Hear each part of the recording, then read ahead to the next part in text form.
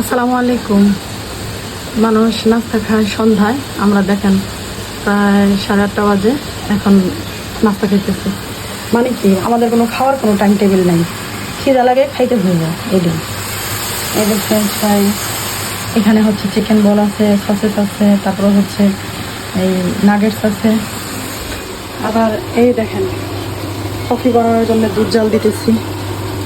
মানে যখন খিদা লাগে তখনই খাই, কোনো টাইম টেবিল নাই আমাদের।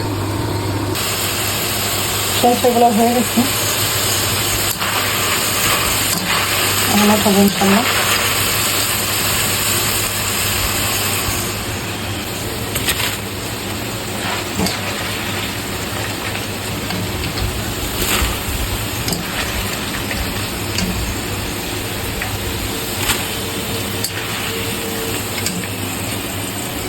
আমি আজকে এই কফিটা বানাবো।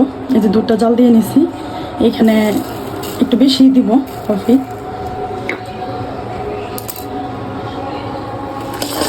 এখন আমি চিনি দিব না, কারণ চিনিটা যা যার পছন্দ মতো নেবে।